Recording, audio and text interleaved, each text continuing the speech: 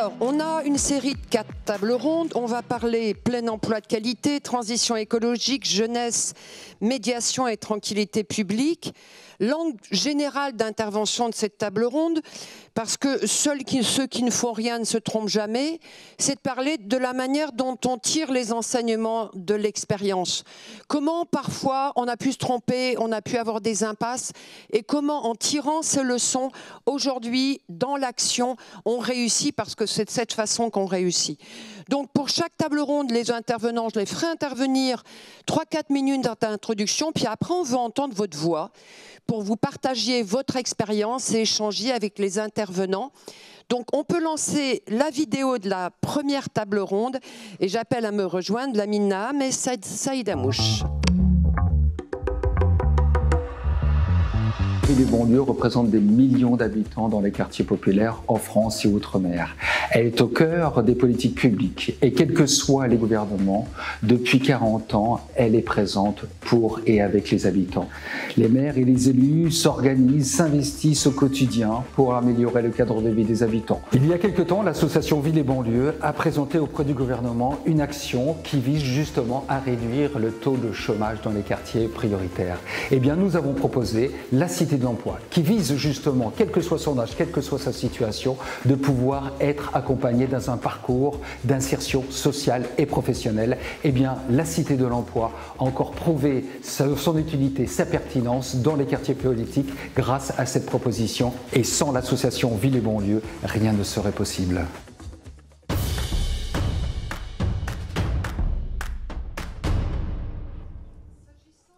De l'emploi dans les quartiers populaires. On parle de quel plein emploi pour les habitants des quartiers populaires, mais on voudrait aussi parler de la qualité de l'emploi. Au-delà de l'emploi, c'est quelle qualité de l'emploi et qu'est-ce qu'on tire comme enseignement de ce qu'on a pu faire, peut-être pas depuis 40 ans, mais depuis longtemps, pour travailler sur cette qualité de l'emploi.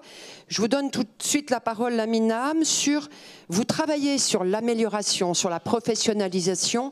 Donc voilà, pourquoi vous travaillez de cette façon-là et qu'est-ce que vous en attendez? Je vous donne la parole pour quelques mots, 3-4 minutes introductives, je vous en prie pour lancer le débat.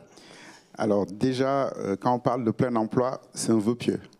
Il faut accepter que c'est un vœu pieux, mais ce n'est pas parce que c'est un vœu pieux qu'on ne se doit pas d'être optimiste et d'être volontariste par rapport à ça. Et c'est vrai que sur nos quartiers populaires, souvent, et j'entendais ce matin le ministre Bourlot nous parler de SAS, nous sommes, et j'utilise le terme réceptacle, souvent de primo-arrivants, qui n'ont pas forcément tous les codes, qui n'ont pas forcément soit les bonnes formations ou les formations qui ne sont pas forcément reconnues au niveau de l'État. Et ce qui veut dire qu'il faut avant tout de parler d'emploi, essayer de voir comment on peut améliorer leur employabilité. Et je pense que c'est ça qui est important dans un premier temps. Comment on peut mettre en place des dispositifs pour que ces habitants-là ne soient pas identifiés que sur les emplois peu qualifiés, où on est sur le ménage, sur le gardiennage, sur des emplois qui ne tirent pas forcément vers le haut. Donc on s'est dit, oui, il y a une population qu'il faudrait peut-être accompagner là-dessus, mais d'abord, regardons et mettons en place des dispositifs qui vont améliorer leur employabilité en termes de formation, éviter la barrière de la langue, en termes de...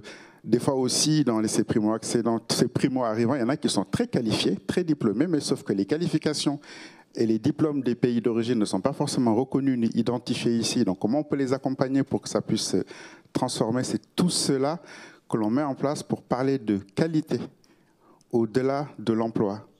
Parce qu'en effet, le premier vecteur d'évolution sociale quand même, c'est l'emploi. Je vais en discuter tout à l'heure, mais je laisse juste en exergue le proverbe africain qui dit ne donnez pas du poisson aux gens, mais apprenez-leur plutôt à pêcher. Maintenant, c'est comment leur apprendre à bien pêcher qui est important. Saïd Amouche, sur cette question de comment on a été justement pour garantir, pour amener de l'employabilité. Voilà, votre témoignage aussi sur ce que vous avez tiré de leçons de l'expérience pour avancer autour de Mosaïque RH. Alors, vous avez raison, il y a un vrai sujet en fait qui consiste à dire on a un enjeu de faire monter en compétences et viser l'amélioration de l'employabilité en fait des jeunes notamment, mais il y a aussi un enjeu en fait de partir des besoins exprimés par des entreprises qui pendant de longues années en fait, et c'est pas fini encore, hein, ont été dans une attitude un peu décalée par rapport à du recrutement dans les quartiers politiques de la ville, dans les quartiers populaires. On a malheureusement aujourd'hui encore à constater que lorsque on met en place un dispositif qui s'appelle Un jeune, une solution, ça a plutôt bien marché lorsqu'on s'adresse à la jeunesse en général en France, mais que malheureusement ça n'a eu aucun impact sur les quartiers politiques de la ville. On est resté sur le même taux de chômage alors qu'on parle d'un taux d'emploi qui n'a jamais été en fait atteint depuis 30 ou 40 ans. Donc il faut se rendre compte que un des leviers sur lequel il faut travailler, c'est évidemment la montée en compétences, l'employabilité, mais si on ne travaille pas avec les boîtes, si on n'est pas capable de montrer la capacité en fait, de ces jeunes tout de suite à être employables, parce qu'on parle beaucoup en fait, des populations qui sont très éloignées ou éloignées, et il faut s'en occuper, et il y a des dispositifs publics, et il faut s'en réjouir. En revanche, on considère, et ça c'est vraiment une idée à déconstruire, que cette jeunesse qui est déjà passée par le système éducatif, qui est déjà montée en compétences, qui a déjà un CAP, un BEP, mais parfois même des diplômes de l'enseignement supérieur, eh bien eux, ça va être plus compliqué.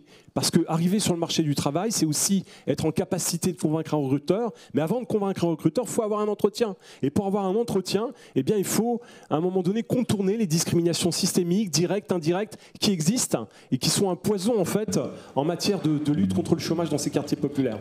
Donc, nous, pour agir rapidement sur ces questions-là, on a eu une conviction, c'est qu'effectivement, on parlait tout à l'heure de construction mentale des médias.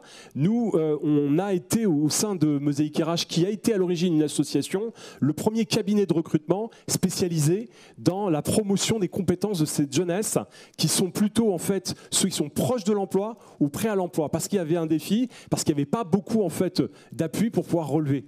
Et en installant en fait ce partenariat gagnant-gagnant avec des entreprises, on a appris deux choses. C'est que finalement, la confiance, elle se gagne et on arrive à déconstruire les préjugés, à avoir des entretiens de recrutement de qualité avec des questions qui sont posées, qui restent sur des sujets objectifs et non subjectifs. Donc, on est en train d'accompagner un recrutement non discriminant et que derrière, finalement, on a un partenariat gagnant-gagnant avec une entreprise qui devient un client. Et ça, c'est important parce que notre enjeu aussi, en tant qu'acteur associatif, c'est de faire évoluer nos modèles économiques, c'est d'imaginer d'autres typologies de recettes. Et l'entreprise peut être une source en fait de recettes et de revenus. Concrètement, nous, ça nous a permis de nous développer. Aujourd'hui, Mosaïque RH, c'est 80 collaborateurs qui ont été recrutés, qui sont pérennisés dans la structure en partant de zéro. Voilà, donc on a besoin aujourd'hui d'inventer des nouveaux modèles économiques, de s'inscrire dans des partenariats publics-privés de qualité. Eh bien, écoutez, je vais vous donner la parole. C'est l'idée sur ces enjeux d'aller vers des emplois qualifiés, de contourner les discriminations systémiques. Comment vous voyez les choses de là où vous êtes et puis de pouvoir... Alors, il suffit d'appuyer sur le bouton pour prendre la parole et c'est bien l'objet. Allez, je vous en prie. Juste présentez-vous, puis on attaque. Et je vais prendre 2-3 réactions et puis demander après nos intervenants de réagir. Je vous en prie. Merci. Lucie Becdelièvre, donc je suis déléguée générale d'Alliance Ville Emploi, réseau de collectivités investies sur les questions d'emploi et d'insertion, d'où ma prise de parole. Je souscris tout à fait à ce qui a été dit par les deux intervenants. Moi, j'avais envie de commencer par une note positive, c'est-à-dire rebondir sur le titre de la journée qui est « Les solutions sont dans les quartiers politiques de la ville ». Et il y a un exemple que j'aime beaucoup citer parce que il n'est pas si courant, c'est qu'on évoque souvent, et ça a été le cas depuis le début de la journée, l'enjeu de rattrapage des politiques de droit commun pour les quartiers politiques de la ville. Mais on a aussi quelques politiques publiques qui sont nées dans les quartiers politiques de la ville et qui sont passées dans le droit commun. Et je pense en particulier à la clause sociale d'insertion et au rôle des facilitateurs de la clause sociale. Et je suis ravie que Catherine Vautrin et Anne-Claire Mialot soient dans la salle parce que l'ANRU, dans sa première époque, a vraiment constitué un un accélérateur à la fois quantitatif et qualitatif du recours à la commande publique comme vecteur d'insertion et d'un dispositif qui s'est vraiment développé dans le contexte de la politique de la ville et du renouvellement urbain. On est passé à un dispositif qui est devenu un dispositif de droit commun. Et ça, je pense c'est bien qu'on se le dise collectivement. L'innovation sociale, les solutions qui s'inscrivent dans une dynamique d'intérêt général pour l'ensemble des territoires, quels qu'ils soient, et l'ensemble des populations peuvent naître dans les quartiers politiques de la ville. Et ça j'avais envie de le saluer. Et là, je rebondis sur ce que disait Saïd Amouche à l'instant. C'est valable pour tous les types de publics, pour les personnes très éloignées de l'emploi, sur des emplois peu qualifiés dans le cadre de parcours, dans le cadre de découverte des métiers, mais aussi, le cas échéant, sur d'autres missions. Et c'est vrai que dans les travaux qu'on peut mener avec l'ANRU ou d'autres partenaires, on a aussi ces enjeux de diversification du recours à la commande publique sur des publics qui peuvent être plus qualifiés, plus âgés aussi parfois, les femmes également, pour être en capacité de mobiliser des leviers qui fonctionnent pour des typologies de publics les plus larges possibles. Et ce que j'avais envie de dire également, c'est, et là en lien avec différentes discussions qu'il y a pu avoir depuis ce matin, c'est la conviction et la vigilance que ces questions d'emploi, d'insertion, de développement économique local ne soient pas oubliées dans les futurs contrats de ville. On a beaucoup parlé de sécurité, tranquillité publique, et c'est bien évidemment des sujets qui sont tout à fait centraux, mais voilà, il ne faudrait pas qu'en termes au-delà des discours, qu'en termes de moyens, en termes également, et je suis ravie que Rodolphe Thomas, que ce soit l'expérience de Rodolphe Thomas, qui est aussi membre de nos instances, qui était présenté à l'instant à l'écran, ce qui se passe sur les territoires, on a des outils territoriaux, on a des initiatives dans les quartiers qui fonctionnent, et appuyons-nous sur ces initiatives, sur ces cités de l'emploi, sur ces plis, sur ces maisons de l'emploi, qui sont au cœur des territoires et qui font vraiment ce lien entre les dynamiques d'insertion, les dynamiques d'emploi et les dynamiques de développement économique qui sont inséparables, et ces dimensions-là doivent vraiment ne pas être oubliées, voire être promues dans le cadre des futurs contrats de ville. Merci. Merci beaucoup. Avant vos réactions, d'autres réactions de la salle sur l'emploi, l'employabilité, la lutte contre la discrimination à l'emploi. Alors, qui souhaite réagir? Qui agit actuellement, qui réussit ou ne réussit pas? On est là aussi pour partager les mauvaises pratiques, ça fait gagner du temps. Hein, si on sait qu'il y a un truc qui ne marche pas, autant on ne recommence pas. Je vous en prie.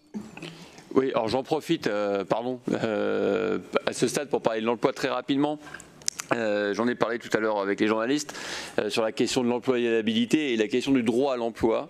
Il existe cette expérimentation que vous connaissez certainement, qui s'appelle Territoire zéro chômeur longue durée, qui permet à des habitantes et des habitants éloignés de l'emploi, quelle que soit la raison d'ailleurs, de retrouver un emploi au cœur alors, des quartiers, mais pas uniquement des quartiers, ou dans les villages aussi, ou dans le périurbain. Et ça fonctionne. Ce sont des emplois pourvus par des habitants du quartier qui répondent à des besoins du quartier ou du territoire. On est en plein dans la doctrine élaborée par le président de la République s'agissant de l'entrepreneuriat dans les quartiers. Jusqu'à là, tout va bien. Sauf que dans la loi de finances 2024, le budget dédié à Territoire zéro chômeur est en baisse de 20 millions d'euros. Alors que précisément, les solutions du terrain existent, ça demande une ingénierie particulière, une organisation particulière.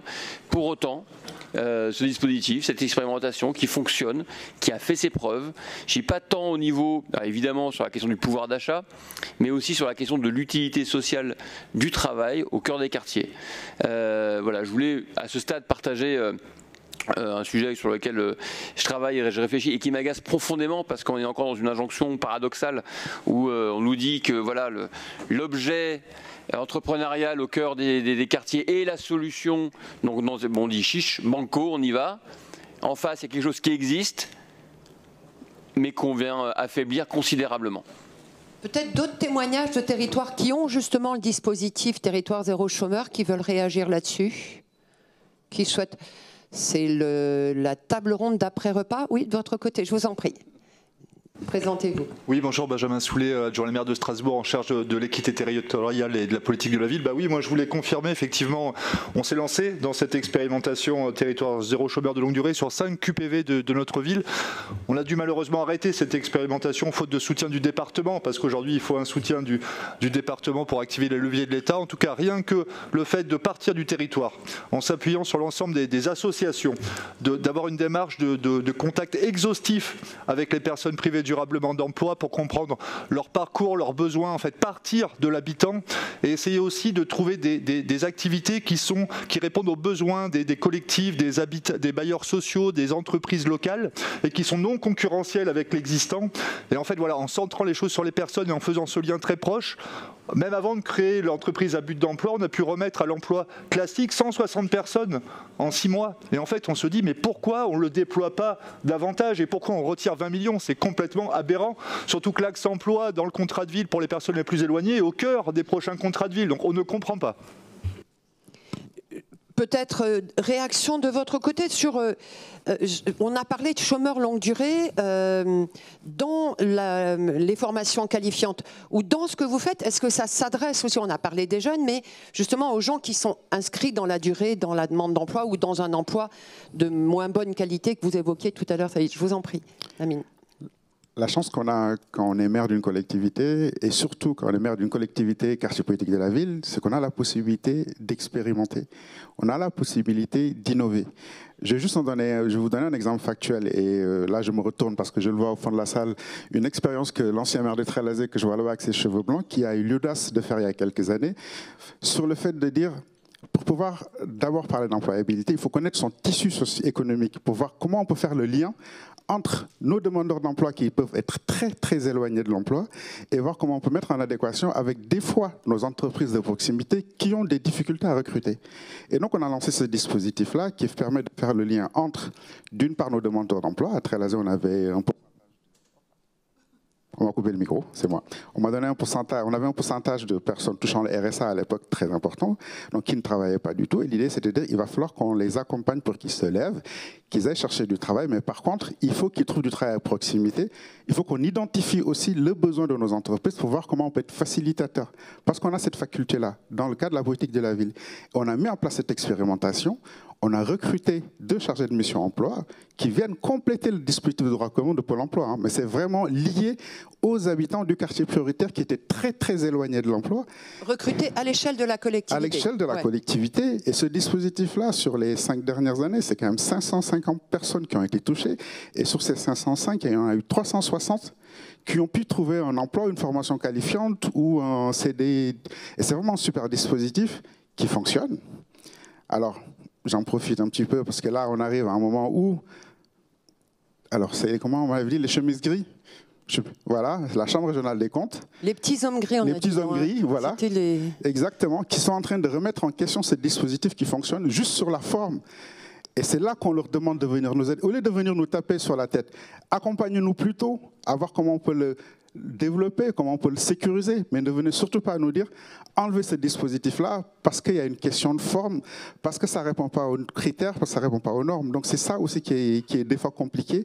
Et quand on parle d'échec, c'est aussi ça. L'échec, il n'est pas forcément sur le fait qu'on expérimente. L'échec, il est sur le fait que des fois, l'État ne nous facilite pas la tâche ou tout simplement le droit commun, Pôle emploi, des fois c'est ça en concurrence avec les dispositifs qui sont mis en place sur les quartiers prioritaires et ils remettent en question parce qu'on n'est pas forcément passé par eux. Parce qu'à un moment on a osé, parce qu'on a été audacieux dans le dispositif que l'on met en place. Et donc c'est sur ces leviers-là aussi qu'il faut qu'on joue. Et il faut qu'ils comprennent que dans nos quartiers prioritaires, on est obligé d'expérimenter. On est obligé d'innover parce que nos territoires ont besoin de cette expérimentation-là, de cette innovation-là. D'ailleurs, c'est pour ça qu'on a aussi ces quartiers, ces financements politiques de la ville. Sinon, on serait tous dans le droit commun et puis on n'en parle plus. Mais si on le fait, c'est dans ce sens-là. Donc, l'échec, il n'est pas forcément sur ce que l'on met en place. De toute manière, vous avez raison, il n'y a que celui qui n'ose pas qui n'échoue pas. Donc, il faut oser. Donc là, à la règle, j'en lance un appel à mes collègues maires. Oser, innover, c'est ce qui fait que ça marche. Notre slogan, c'est les solutions. Nous sommes les solutions, donc créons des solutions, osons des solutions, innovons des solutions et n'ayons pas peur, y compris des petits hommes gris. parce que sinon ils vont nous empêcher d'avancer. Ça va être le mot de la journée. Saïd Amouche, les intervenants ont parlé de connaître son tissu économique et connaître la personne, hein, ce que vous disiez, ses besoins. Est-ce que ce lien entre la personne et le tissu économique, c'est le cœur aussi de ce sur quoi vous êtes? Et je voulais savoir si la clause sociale entre aussi dans vos réflexions. Oui, alors je voudrais quand même répondre. On a un énorme enjeu aujourd'hui de redonner l'espoir aux habitants des quartiers politiques de la ville.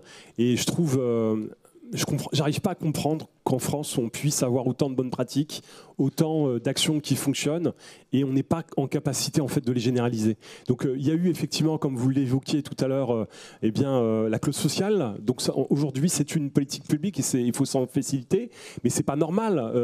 Moi je salue l'initiative de territoire zéro chômage, c'est canon, ça marche très bien. C'est une évidence, il faut le généraliser. Et aujourd'hui on n'est pas là, on est dans la restriction budgétaire. Donc il y a un truc qui va pas, c'est-à-dire que c'est quoi la méthode qui permet de dire à un moment donné une bonne pratique, on l'évalue, et à partir de cette évaluation, eh bien, on considère qu'il faut l'étendre sur d'autres territoires et en faire à terme une politique publique. C'est quoi la méthode?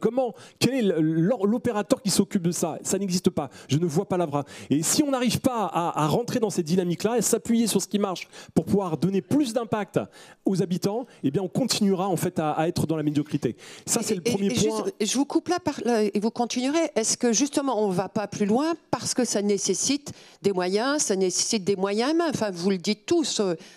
C'est ça qui limite, selon vous? Territoire zéro chômage est capable de dire qu'aujourd'hui, quand on ne met pas cette solution sur un territoire, ça coûte plus à la collectivité que voilà. Enfin, vous m'avez compris. Donc, l'idée c'est ça, c'est-à-dire que c'est aussi passer par des évaluateurs qui vont à un moment donné faire des rapports d'impact et qui vont considérer en fait que cette bonne pratique est utile et nécessaire sur un territoire. Et puis c'est aussi comme ça qu'on reconnaît la dignité de chacun. L'autre élément qui est essentiel aussi à partager avec vous, c'est l'enjeu en fait de travailler davantage ensemble, surtout post-parcours en fait de mobilisation réussie. C'est-à-dire qu'à un moment donné, évidemment, il y a des dispositifs d'insertion qui marchent et qui font leur job. Évidemment qu'à un moment donné, on a des actions qui font monter en compétence ces jeunes. Mais comment on fait ensuite pour retrouver ces jeunes-là quand on est un chef d'entreprise, un entrepreneur, un DRH? Comment on fait pour pouvoir les connecter? Donc on a un enjeu aujourd'hui de mettre en commun ces publics qui sont en situation de recherche d'emploi pour pouvoir les connecter à l'instant T avec les recruteurs, tous les recruteurs de France. Et on ne peut pas, à l'ère de la transition numérique, à l'ère de l'intelligence artificielle, considérer que ce n'est pas un chantier qu'on ouvre en urgence. Parce qu'aujourd'hui, c'est possible de créer des rapprochements entre des recruteurs engagés, avertis, qui ont envie en fait de jouer la carte de la diversité, la carte de l'ouverture sociale, et qui ne trouvent pas ces candidats. Donc là, on a un énorme problème tous ensemble,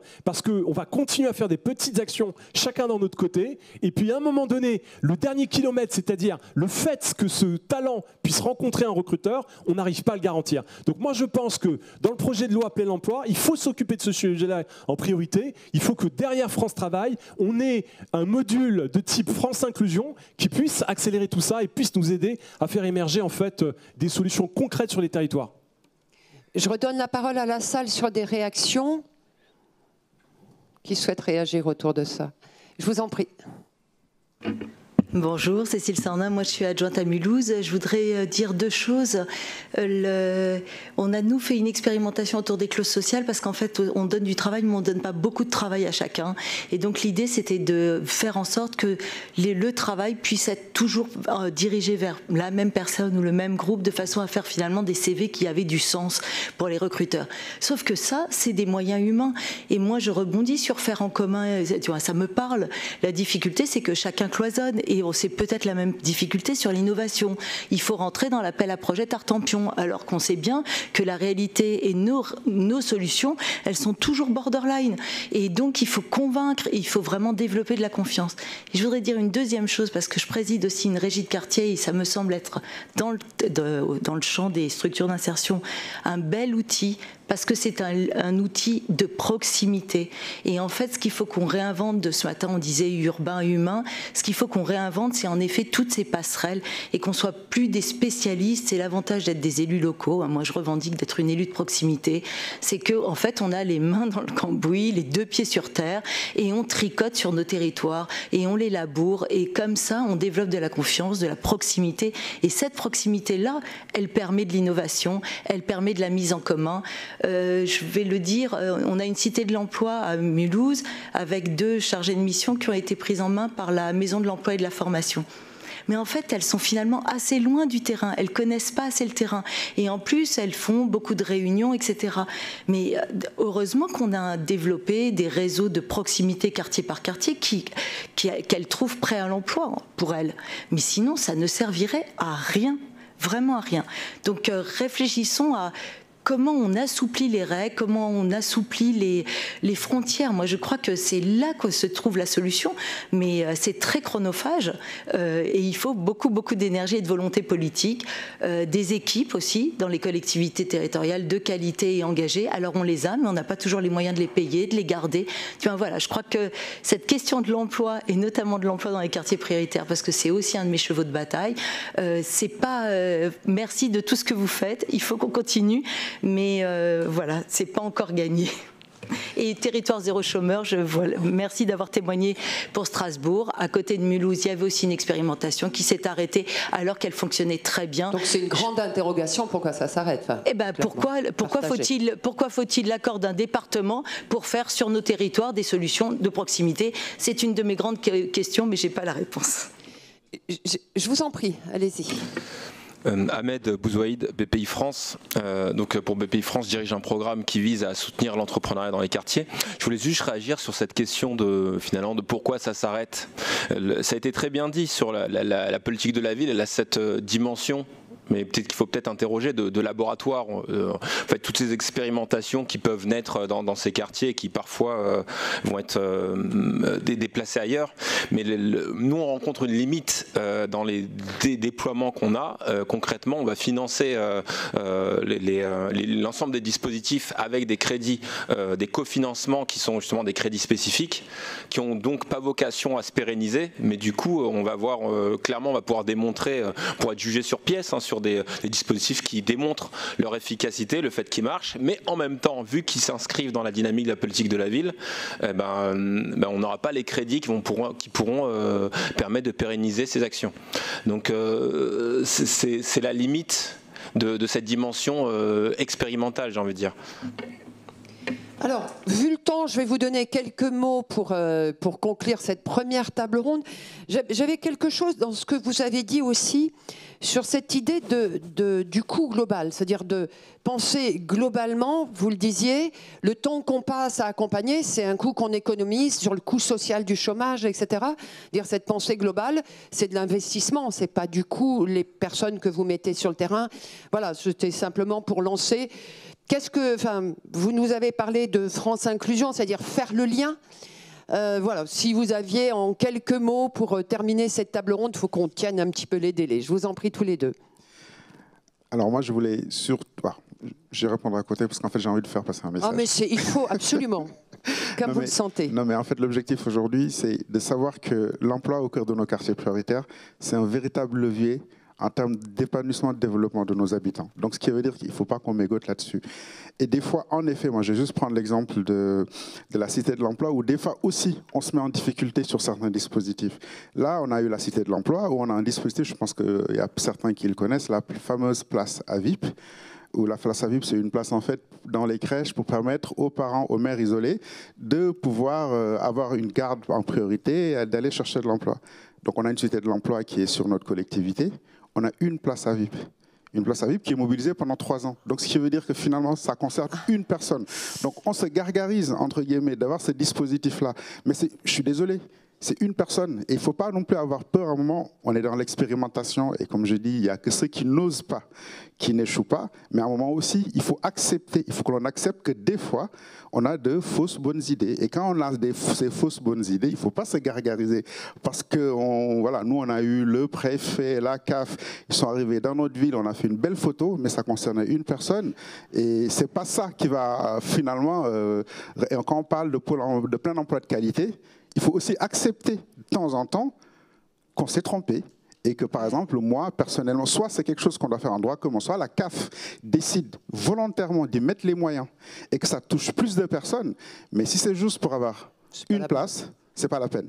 Donc voilà, c'est ce message-là aussi que je voulais passer en disant on ose, on expérimente, mais qu'on n'ait pas peur non plus de reconnaître quand ça ne va pas. Et je finirai par la fameuse place de Mandela parce que c'est mon idole. Dans la vie, on ne perd jamais. Soit on gagne, soit on apprend. Donc voilà. Et quand ça ne marche pas, c'est qu'on a appris. Merci. Saïd Amouche. Oui, on peut applaudir.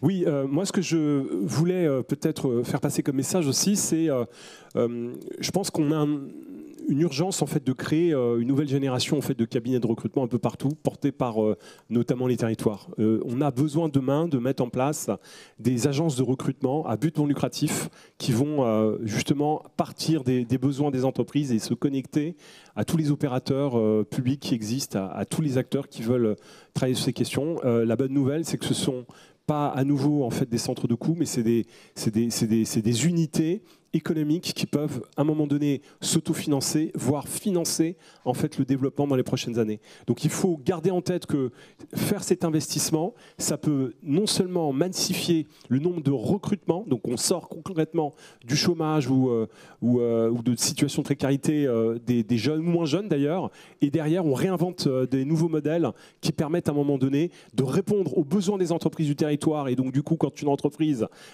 qui continue à se développer, c'est le territoire qui continue aussi à se développer, et on permet aussi d'avoir des nouvelles sources de financement complémentaires au crédit traditionnel. Ça peut être aussi des alternatives au crédit politique de la ville. Merci beaucoup, messieurs.